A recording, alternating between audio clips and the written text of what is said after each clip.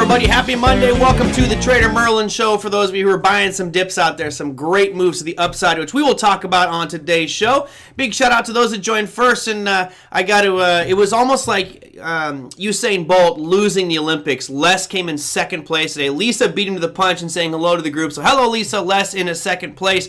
We got Ken, we've got Susan. Chris, good to have you with us, my friend. Hope the mechanic world is going great today. Shinobi from the UK as well. It's the wee hours of the morning, actually getting close to the wee hours of the morning. So thank you for staying up and putting up with our show today.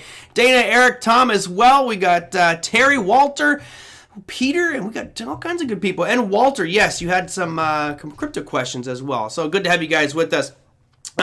Today's show is going to be a little bit different. I'm actually going to have a guest on the program today, which I'm pretty excited about. And as you guys know, one of my favorite things to do, especially if all my time at All My Trading Academy was, we had so many diverse instructors, and the ones that I really enjoyed talking to were people that got an experience that I never had the opportunity to partake in. Now, I actually got to trade on the floor of a retail exchange, and all that was a giant open room. Somebody had a high-speed internet connection, and they had all the software and computers in there. It wasn't an institutional floor. It was retail. So most people there were just failing miserably. That said, over the years, I've gotten to know some great floor traders, whether that's trading on the NYMEX or the CME, CBOT, even Borsa Italiana. I met a couple great guys. And while there's a lot of imposters and people that say they traded on the floor and are usually just clerks and order takers and things like that, the real meat and potatoes goes around the people who are actually trading real money. And from my perspective, the ones who are trading their own accounts are the ones that really have some very tangible experiences and life stories that we can learn from as retail traders. So today's show is going to be on this topic, how market makers work. My guest today joining me from Chicago, we have Mr. Michael Young joining us. Michael, how you doing? Great, Merlin. Yeah, it's Monday. It's not raining and it's not too hot, so this is all good. Thanks. Love it, love it. Well, for those of you who might know, Michael and I usually have the opportunity to meet once a year at Online Trading Academy's conference, and unfortunately, not happening right now, but it will happen here sometime in the near future. I'm looking forward to that one. So we'll have to live vicariously through just Zoom calls and conversations. So tell me a little bit about your days on the floor. Today's topic is market makers, and specifically talking about maybe some, not necessarily the tricks really, because for you it was just a job, but what were some of the things that you were doing every single day that maybe our listeners might find interesting or learn from and incorporate into their trading?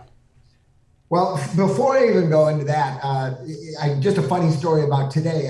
I ended up having lunch today, going to a Mexican restaurant with three of my very good friends from the floor, but that are all OT instructors. So those of you who have experience with Online Trading Academy, and Merlin, you know them all. It was Craig Weil, Lauren Newman, and Wayne Citrone. And we were sitting there and I said, we got to start a podcast. Yes. Tequila, tacos, and ex-floor traders. Do you think that would work? I am in. I tell you what, I'll even help you start that podcast off. I will create a layout and a template, and I'll help start that off, because I think if we do a Zoom call and I get all four of you guys on the line, oh my goodness, what a great show that would be. If Jerry Seinfeld can do it, then I think we can do it. He does it from his car. Seriously, right. We were talking, half the conversation was the floor, and actually half was you because of this this crypto world now that you're involved with. So it was just great seeing them all. But back to your question, we were called market makers because that's really what legally we were supposed to do. We were supposed to make markets. So I was on the Chicago Board Options Exchange. So, you're talking about being in a pit where maybe there were, 10 to 20 different equities that were being traded in that pit. Each one of them had, hundreds of different options, different strike prices, different months. We were the guys who had to give the bid and the ask because oftentimes there were no customer orders. So we were liquidity providers, and, the ability to set a bid and ask spread. And, I think for our listeners, and most of us now are certainly not floor traders anymore, we're retail, but the spread, if it's narrow, can be your friend, and the spread, if it's not narrow and if it's wide, can kill you. So I think it's important to talk about that. What do you have to say? I'm 100% with you. I have known that for many years, that the spread is your friend or your enemy. And what's nice for me anyway is I got to experience it from the post-decimalization, right? I remember when it was back in fractions in 1998 where the smallest price increment was a teeny. And for those who don't know, a teeny is 1/16th. That's 0.0625, right? I forget. My numbers are all... It was I think it's either 625 or 675, but it was... You're right. I mean, it was a teeny and then an eighth and then 3/16 and then a quarter. I mean, this stuff is just etched in my brain forever. Yeah. I mean, with you, because you think about it, if the spread now on something, if you pull up, I don't know, a regular security, a stock, and that spread is 6 cents, it's like, goodness, this thing's got, it's high risk because the spread is huge.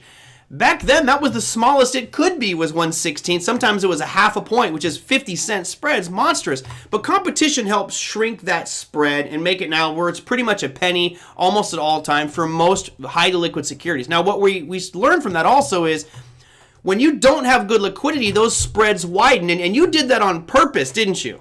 Well, it wasn't that we were trying to take advantage of or screw anybody, but when things just didn't trade that often. See, options have something. If you're an option trader, you might be familiar with the Black-Scholes formula. If you put in the right data, it'll spit out what an option is theoretically worth. And as a market maker, we would generally, put our bid below its fair value, and we would put our offer above it. And if you could buy something at a better price than what it was worth, or sell something at a better price than it was worth, then you could literally use the stock itself to hedge, and you could lock in huge profits every time you made a trade. So when I was on the floor, a wide spread was actually a huge benefit to me. But at the same time, it was hurting retail traders.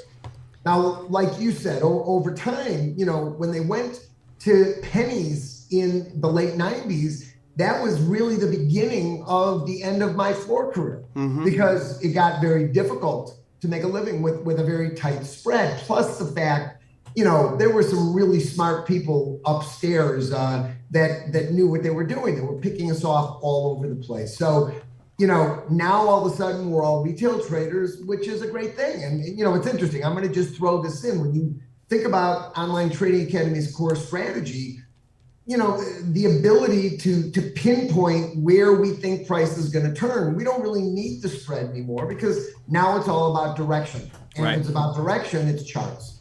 Well, and I think that goes to the evolution of markets, because it used to be that you were trying to capitalize on the spread. So a wide spread of, let's say, half a point, awesome, right? If you could even shave off that and you get 48 cents of that spread, trading 1,000 share blocks or number of contracts or whatever you have, then that's gravy for you. And again, the SOS bandits started to shrink that. Then decimalization shrank it even further. And now just pure liquidity shrinks it. And you're right. I think that we don't care so much about the spreads per se from a trading opportunity perspective, simply because that's scalping, in my opinion. Scalping, you sitting on the bid, buy it, flip, sell on the ask. And to me, that's kind of a dead model.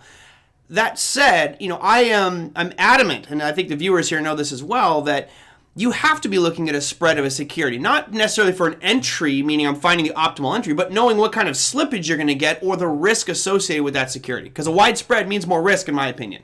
Right, and a lot of problems now with Robinhood, things like this. They have all these free commissions, and everybody thinks it's so great. But the fills that people are getting because of selling the order flow, they're losing a few cents on every trade. And if you're active, that's a lot of money over time. It's probably exceeds what commissions might have been. I'd rather pay a commission and know that I'm getting a good fill. So that's a problem. It's funny you say that. When I did a show for Power Trading Radio a while back, and it was pretty much that, like, when free isn't free, right? You get all these noobs, and sorry, but they're pretty much noobs going, wow, Robinhood, no commissions, this is glorious. And there's an old phrase that says, if you're not paying for something, then you're the product, right? You're the one being sold. And they were literally selling order flow to Citadel and other derivatives or other exchanges. Knowing that person has your order flow and can literally trade against you, even though it's quote-unquote illegal, I think we all understand that the SEC is inept enough that they can't track all those transactions. So they're front-running your order flow, man. I'd rather, like you just said, I'd rather pay a $2.99 commission, $5.99 commission, and know I'm getting the prices that I want, as opposed to you can only do market orders on this platform and you're going to get filled at whatever Citadel fills you at. So know how your order flow works.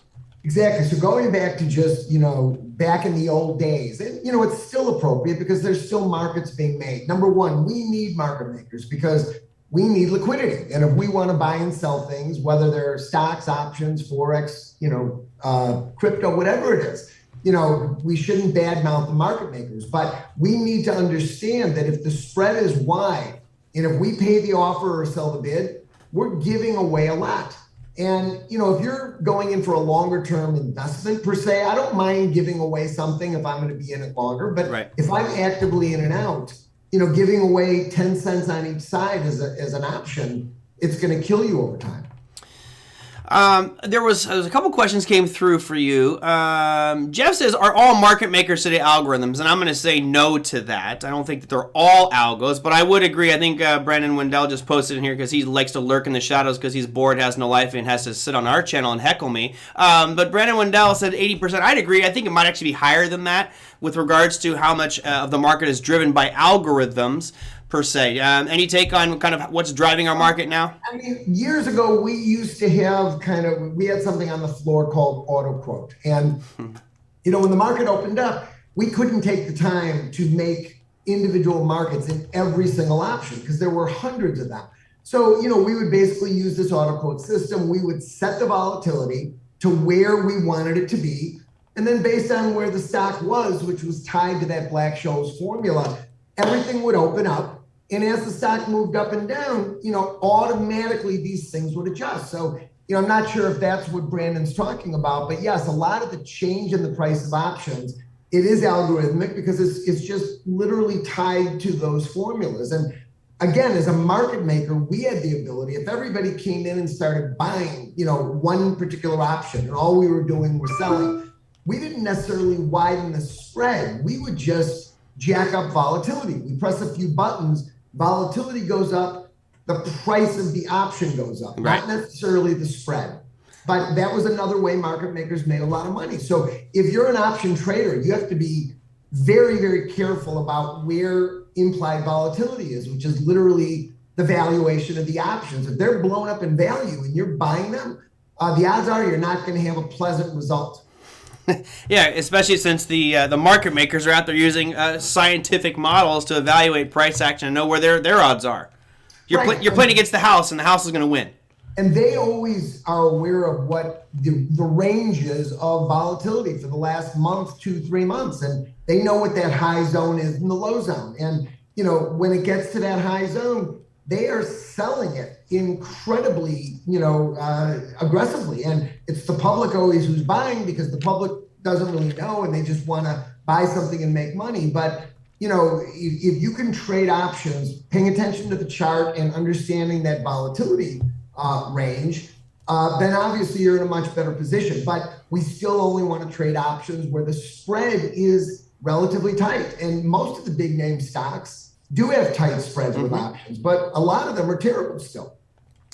Are there any things that I know it's so weird having this paradigm shift from, open outcry, floor trading, knowing the buddy next to you, throwing hand signs and all that kind of camaraderie you had on the floor. What elements of that have you taken over to your screen-based model? Because you're no longer a market maker. You're just like us, a retail guy out there grinding away at these markets. But I think you have a competitive advantage because of your experience. What is it that you would say is your main takeaway from your old school floor trading days that you apply to screen-based trading?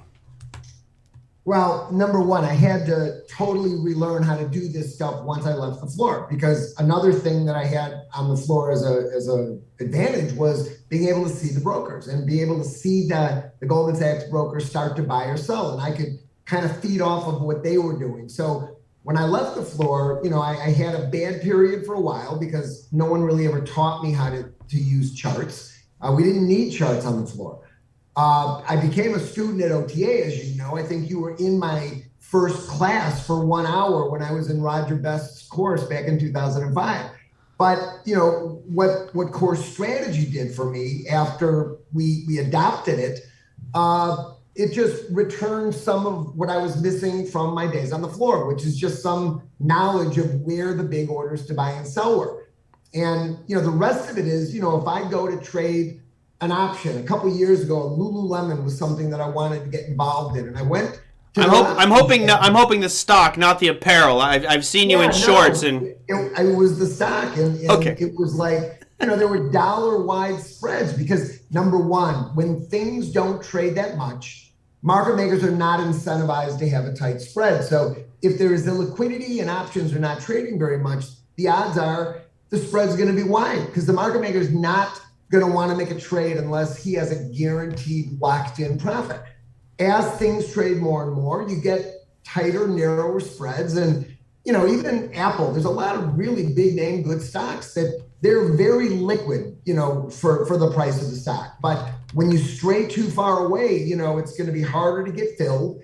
And if you force the fill, meaning you're paying the offer or selling on the bid, you might as well just write them a check. Right. Because they're immediately converting that into cash in their pocket by doing the stock against it. All right. Let's see. There was a couple. Oops. Wow, that was an interesting chart. Let's see. A question came through here from Jeff. He says, "What's your number one trading rule?" My number one. Let me just think about that for 1 second. Well, my number one trading rule is to follow my rules. Now that may sound a little bit goofy, but when I was on the floor, I made some pretty big mistakes that twice almost put me out of business. And I've learned over time that having a risk management plan and adhering to it is the most important thing. So, my trading rules can change, from month to month, depending on the markets. But at the end of the day, they're geared to keep me only in high probability. And they're geared to keep me from, blowing up an account. So I guess that's my biggest fear. But risk management, having, really good profit margin opportunities, trying to be with a trend if there is one, that's all part of my trading plan. Yeah, it's funny. Jerry made this comment, which I think ties right into what you were just mentioning. It says, "Yet with all these advantages, the institutions still find themselves in losing trades from time to time." We all do, and I think that's exactly Michael's point that he was just making right there. Is you can have the best rules in the world, you're still going to have losing days. You might even have losing weeks. The key is not to have losing months, and also when to understand that maybe I'm deviating from what my rules are. And if you are following your rules to the T and you're consistently losing money, then we need to reevaluate what those rules are and adjust that plan. I mean, no America's Cup pilot or captain, I don't know what you call these guys, but those American Cup racers, they go out there and they have a plan of attack. But all of a sudden, inclement weather comes in and changes wind direction. You have to change the way your plan is placed. Otherwise, you're going to lose that race. So to me, I think that's what makes it so exciting for us is you can have the put it on cruise control for a lot of the time. And then there's other periods where you have to be quickly making adjustments. And to me, that's where the education and plan and trading rules come in. And let me just say, maybe a few little tidbits that could help your viewers. Now I just totally lost it. It happens. Yeah. So again, if you're an options trader, in the first 10 minutes of the market, when the market first opens at 8:30 Central Time, there's a ton of very quick volatility. The spreads always open up wider for that first 5 or 10 minutes. So if you want to jump in and buy or sell something in the first 5 or 10 minutes, the odds are the spread is wide and you're going to get hurt. It makes sense to let things just settle down a little bit, let 20 minutes, 25 minutes go on. The spreads will get back down to where they normally are. And another thing, right before a big news announcement, very often market makers will widen out spreads dramatically because nobody knows what the news is going to be. They don't want to be on the hook. So, just be careful around high volatility, big news, and the opening of the market. A little bit of patience over time, I think, will save a lot of money. Absolutely. Patience is key in so many things that we do in our lives. It's amazing how there's so many parallels to our personal lives and trading, right? Exactly. Let's go to a question from Les, who, even though he came in second in the room today, he's usually first, but he came in second. We'll still answer his question. Les says, question about vertical spreads. When one side has no open interest, he says, for example, I'm looking at UNH for a credit spread on the 17th of September, 405 to 400. There is a 20-cent spread. What are the possible repercussions if the 405 has no open interest? Says very, very good open interest. He said no open interest and then very good open interest on the 4. Okay, I see. He says very good open interest on the 400, not the 405.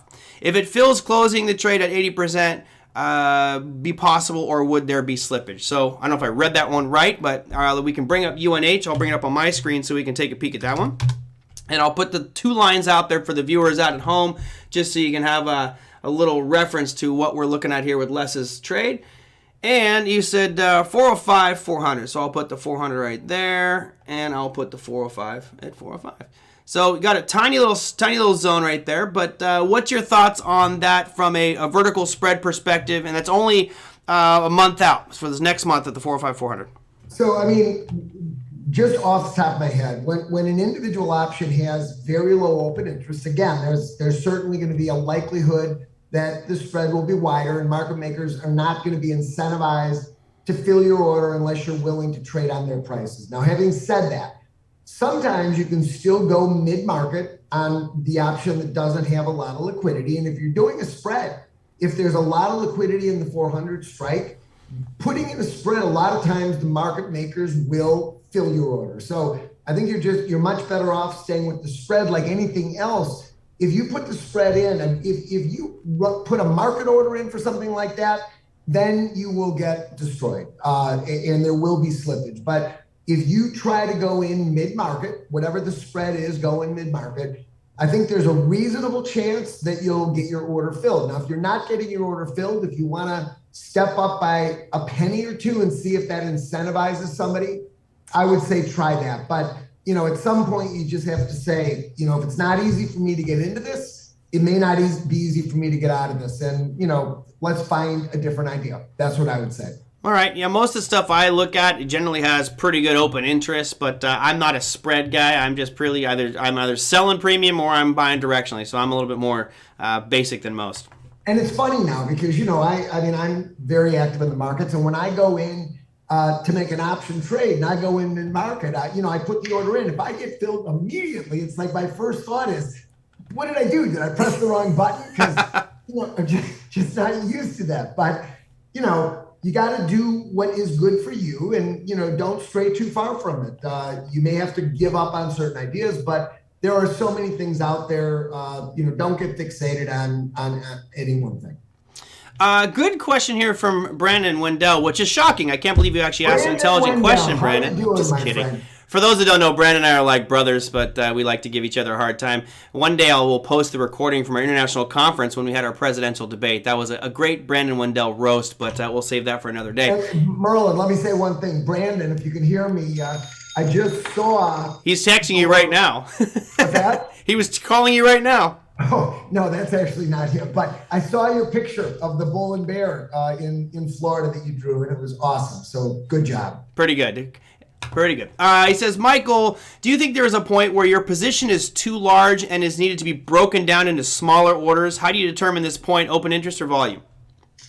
In terms of getting the order filled, yeah, there are certainly times when, if you put in 100 lot, the guys may be less likely to trade with you. If you put in a 5 lot, they may just want to get you out of the way. But if you do it a few times, these guys they're pretty savvy. So I'm always trying to get a better price. I don't trade all that big, to tell you the truth. I used to on the floor, but I just don't do it now. So, the orders that I'm going to put in generally, within the context of what trades, a 50 lot or 100 lot in Apple is nothing. You go into Microsoft with that, they'll fill you in a second. So again, it pretty much depends, but I am always trying to do every little trick to get my order filled. And sometimes it is breaking the order down a little bit if it's a little bit too big for what's typical for a particular name. Yeah, and I think that it's a great question, Brandon, because, most people aren't going to have that problem, right? They're trading, if their equity is, 100 shares or 1,000 shares, maybe a couple thousand.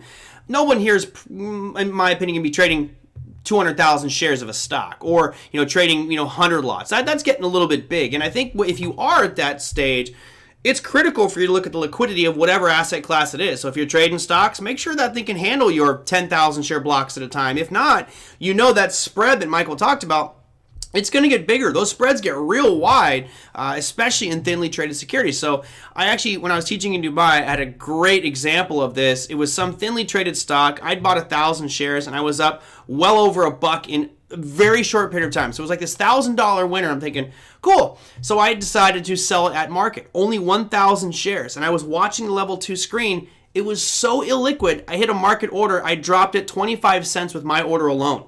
So that $1,000 winner, I gave back $250 because I did a market order.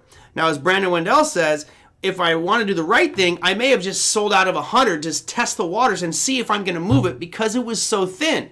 But if it was like Microsoft, which has tens of millions of shares traded per day, I could unload 1,000 shares without even causing one blip on that chart. So liquidity, volatility, you might need to break things up, but I usually don't get that big either unless, you guys saw my S&P trade last year where I was in 420 puts.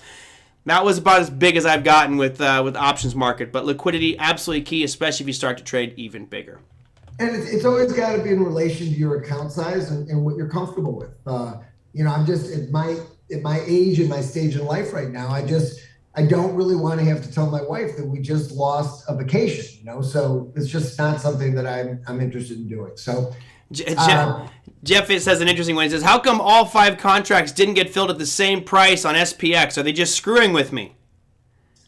Well, SPX, there should be liquidity. So that's a market order that gets different prices. It's possible that there were just a few retail orders that made up the bid. Right. And, maybe the market maker's bid was below that. So they let the retail order get filled and then they gave you a different price. But, let's try to assume that the market makers are generally honest and they're not trying to rip anybody off, because if they do, people aren't going to come back and trade in that name. So there's always good people and bad people, but most of the traders I knew on the floor were incredibly honorable.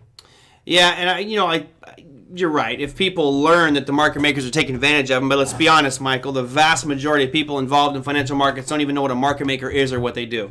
So they're not going to know where the ripoff is coming. Right, exactly. Right. But again, if you're trading an option that's for bid offered at $4.50, you can drive a truck through that. So somebody's got to be profiting from that. And think of like anything else. If you like flipping cars, if you can find a used car and you look at the blue book value and it's worth $4,000, you're gonna try to buy it for $3,500. You'll put $100 in it to make it look good, and then you'll flip it. So people are always trying to buy low and sell high, and nothing, it's the same thing with market makers. Yep, absolutely. So Jeff, on that SPX question, let me see if I can show you here. I know it's not going to show up. It's really hard to see, but I'm just on TradingView here, and you can see on UNH, for example, down here at the bottom, you can see in blue and red, it shows bid and ask. So right now it's $408.80. Only 100 shares is there.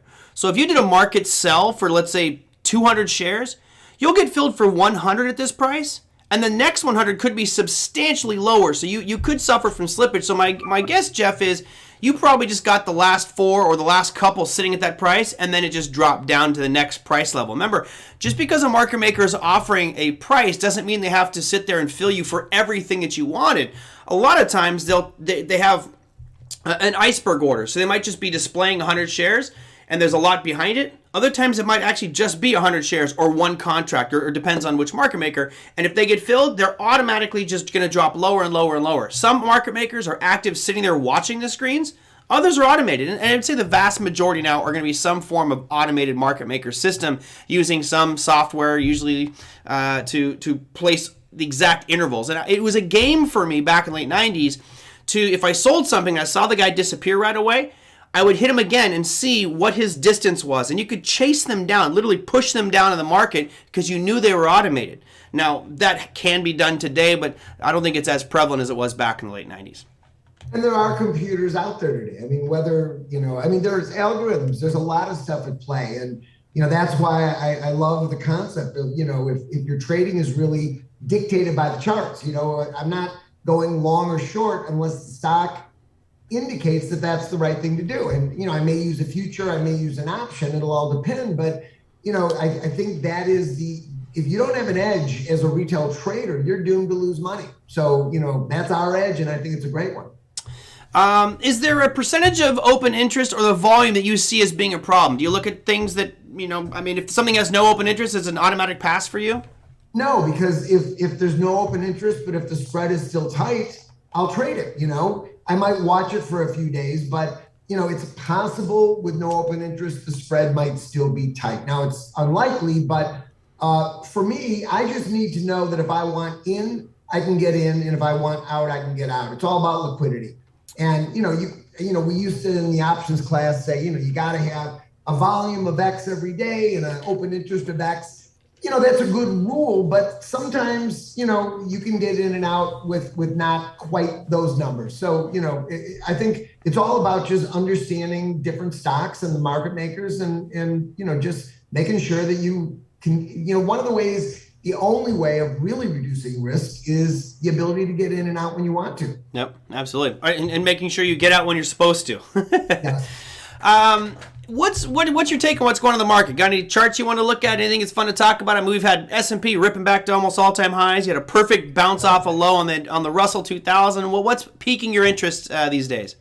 At the end of last week, I play around with XLE a lot, the energy ETF, and last week it got massacred. I think it was down like 7%. Oil was massacred as well, which was a big part of it. And I was looking at the oil futures contract, and it was coming into on a daily chart what I thought was a really compelling demand zone. Now, I'm going to just go for 1 second to my CliK chart. Sure. And maybe you can put it up as well. But when you go to, let me just get back to it. This is crude oil. I think it's really easy to see on an 8-hour time frame, and it goes back to.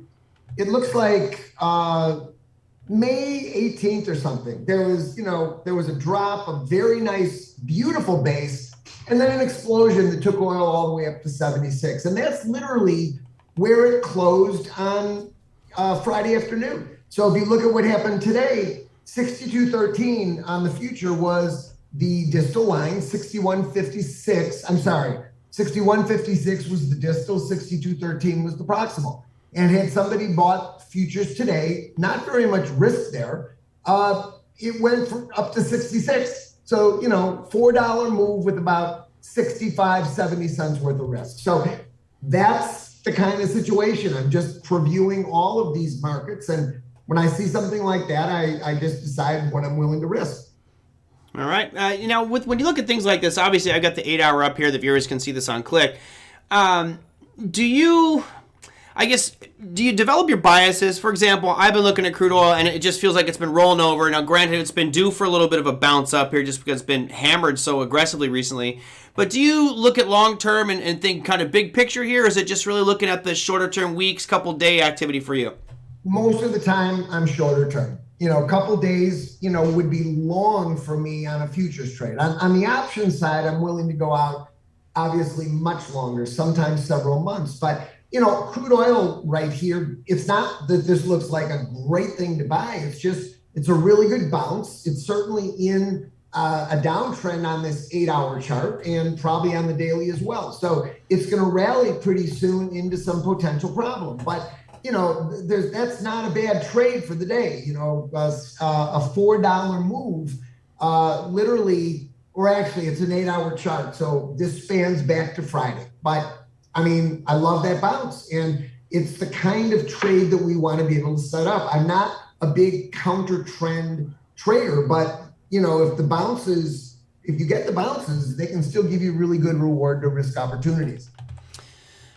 All right, crude oil and energy. We've been talking about that on the show quite a bit. Here's XL. I had XLE up there. I'll go back here to TradingView. Go to XLE. Definitely due for a bounce on both of these, crude oil and energy. I'm a little bit bummed. I wanted to sell some puts, but had to wait till today to start selling. And today was not the day to be selling puts, so we'll wait a couple of days to rebuild my portfolio for the next month. I'll let you guys know what happens when you get there. Well, I do a couple different portfolios. One of them, I do several portfolios, but one of those is in that portfolio, I exclusively am doing a kind of a 1% strategy per month. And if I can get 1% or better per month is the goal, but 1% is my minimum per month in that, and it's been working great. I got exercise on silver, but all my other ones expired worthless for the month of August, and we'll see what happens for September. Right, and again, that's really our whole strategic methodology, just trying to create rates of returns for a willingness to buy things at a lower level. If you take ownership, that's great. But if, I don't even want to take ownership on those kind of trades. I'm just looking for the premium. And, I have several accounts doing the same exact thing. So I think, as a trader, there could be several sources of income. One of them is certainly a more passive put selling strategy. You got your screen up there. I'm going to ask you to check out one for me. Type in SD. This is Sandridge Energy. This is for a gentleman who's been new to the show, Chowski. I already gave him my feedback on this one. We talked about it kind of being an aggressive bull flag pattern. We had a huge move out on Friday on this bad boy. There's your chart there. You guys can see it broke. I mean, it's looking real strong right now, but is this something that you look at? I know that you tend to stick with the big, more liquid, established ones. This guy's a rather illiquid, almost penny stock, but curious about your thought on it.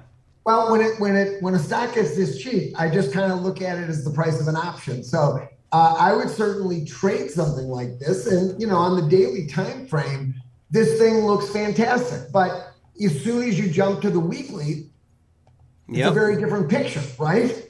It's so funny how time frame changes your perspective. Yeah, so all of a sudden on a weekly, let me just use my little zone drawing tool. Not that that's a great zone, but there's a lot of potential supply, up at 1131. So there still is room for this thing to go. And because of the momentum, again, I wouldn't trade too big in this name if it was not liquid. But, if you could get in and out of 500, 1,000, 2,000 shares, whatever the market will bear, take it down to a 60-minute, 30-minute chart and just entry stop target. That's what it's all about. That's what it's all about. Yeah, it's trading under. I've got it on a weekly here, but let's go to daily just to give an idea of what it's doing on a daily basis so those you can see it. It's trading about, 500,000 shares per day. That's a little bit lower, significantly lower than what I like to trade. For me, it's got to be at least 1.5 million, probably 2 million shares. Weeds out a lot of stuff. This is below our threshold. But again, if you want to get in there and, trade 2, 3, 4, 500 shares, I'm assuming that the bid ask is that big normally, but you got to just check it out. Yep. Just hope that when you're trying to get in or out, you're not trying to do it with everybody else. That's the key. Perfect. Yep, absolutely. One last question here, and then we'll go and let people know what you're up to. Les is Michael doing any type of scan for the stocks he trades? I never used to do a ton of scanning. I had a list of maybe 20 or 30 stocks that I just always rotated through their charts and things like that. Now on CliK, I like CliK because we have the scanner now, and all these stocks that are gapping in the morning and making new highs and new lows. I do like getting some information from that. And being a left-handed Pisces, I love looking at charts. So if I have an extra hour, I'll just go to my computer and I'll start looking at some of those names, get a sense for whether there's enough volume or not, see if there's options on them. And it may turn into something that I actually try to get in a position with. There you go.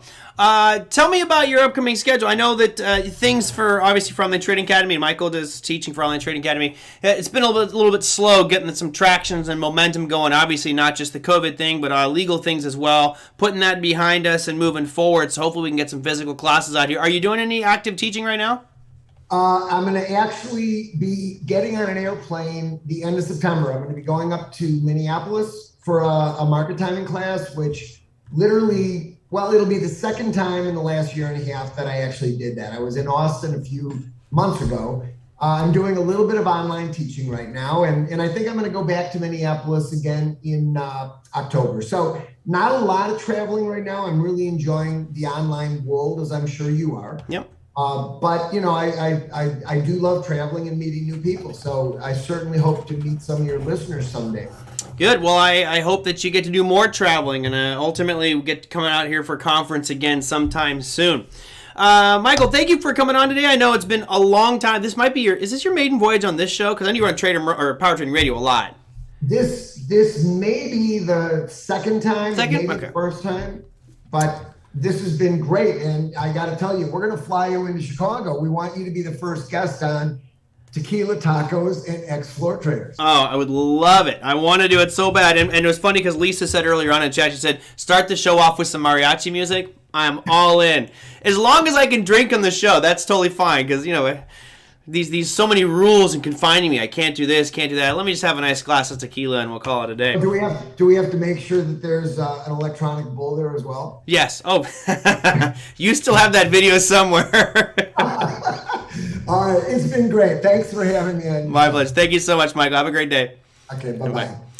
Guys, Michael Young giving us some insights into market makers, kind of what they do, what their roles are. And I'll be honest, market makers are a critical piece for the markets. Now, in the equity side of things, you're much more familiar with what market makers do, but they're essentially liquidity providers. It's funny, one of the things we'll be talking about in my Crypto Investor Live program tomorrow night will be about automated market makers briefly, and you know, they tie into things like liquidity pools. And now, especially in the decentralized marketplaces that crypto is bringing to the forefront and decentralized finance, a lot of the structures that we've grown up with and were the backbone for liquidity in the financial markets have been just automated and creating things like automated market makers and liquidity pools. It's really, really cool to see that change and actually things implemented in a digital way. And knowing how they work, obviously, in my opinion, gives you a competitive advantage. So Michael Young giving us some insights into how he did it, what things he was looking for back in the day on the floors out in Chicago. If you guys want to see Michael, he'll be doing some teaching here soon. He's going to be up in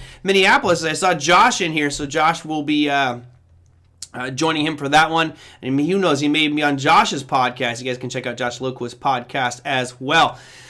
All right, Brendan says, Merlin, how do you trade momentum outside of zones? I just go with whatever the trend is. But momentum is the easiest thing to spot. You can look at a chart. Is it trending up or is it trending down? If it's not doing one of those things, then do some spreads. Oh man, I got in the middle of a sneeze. Oh. Ooh, right there, I had to sneeze and it chased it away. So I trade it just the same as I would if it was inside the zones, right? Inside a range of zones makes it real easy because they can just play the highs and lows. Like we looked at the Russell 2000, guys. If you look at the Russell's drop recently, today was beautiful. I mean, not today, yesterday's session, great, right? Friday.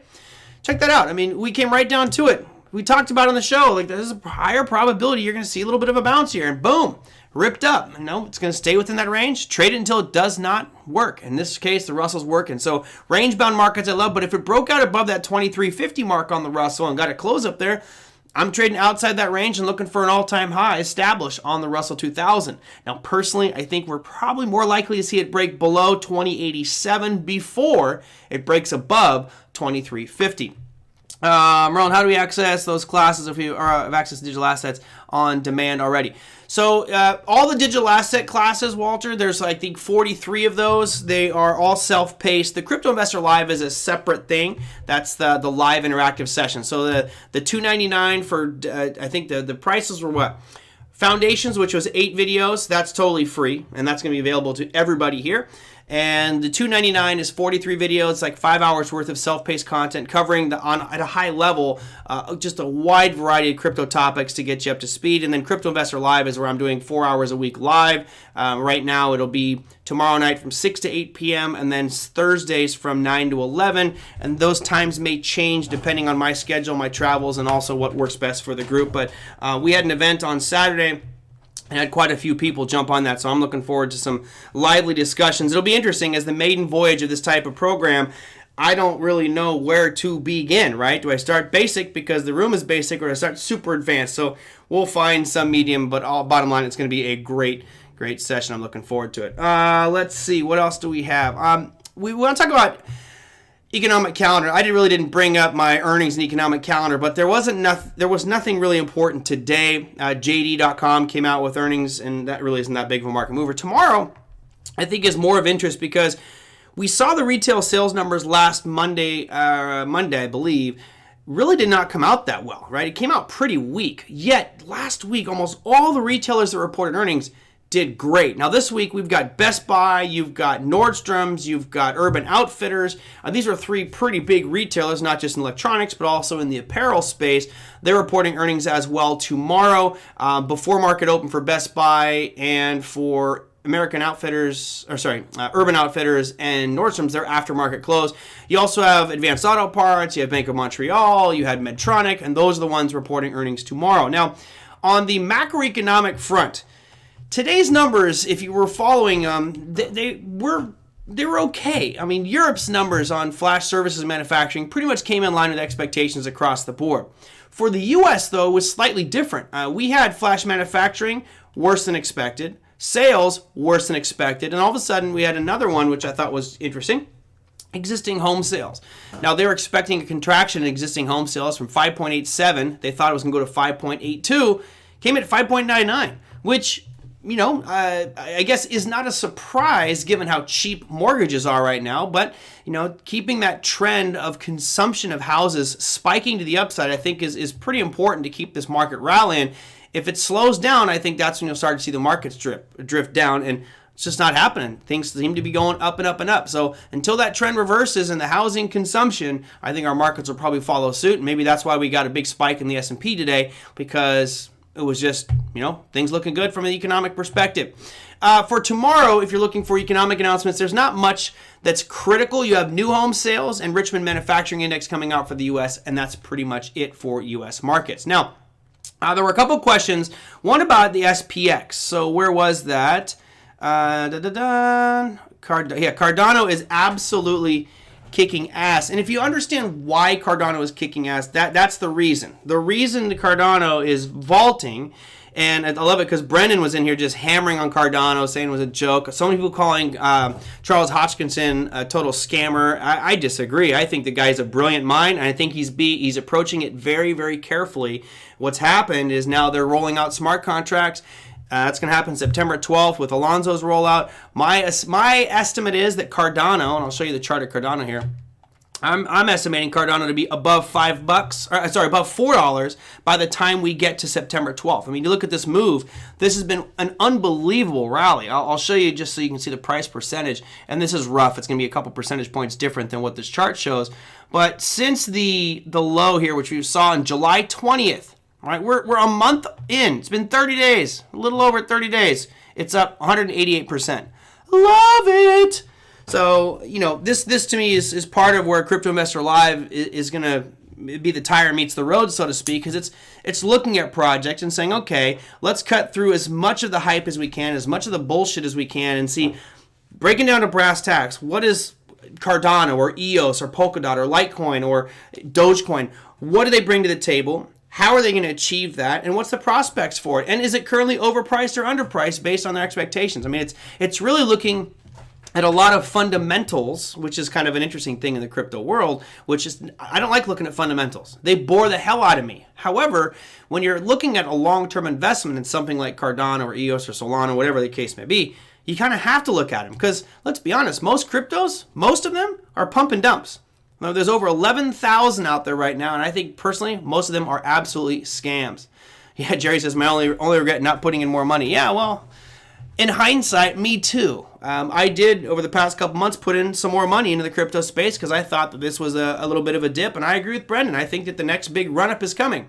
If you look at the numbers of institutional involvement, it's really starting to soar, and this is something I'm going to talk a little bit about on CIL tomorrow night, is if you look at Coinbase's financial report, they do a quarterly report on the status of their company and what their transactions are coming from.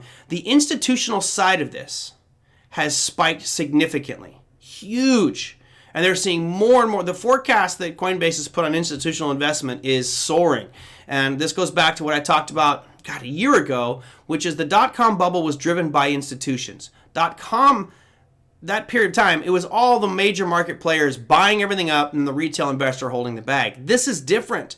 Retail investors started the crypto phase, and now institutions are just getting on board, and they have vastly more money than anybody out there. They have so much money, they can just keep pumping it in. So if that money keeps coming in, then I think crypto has tremendous, tremendous upside.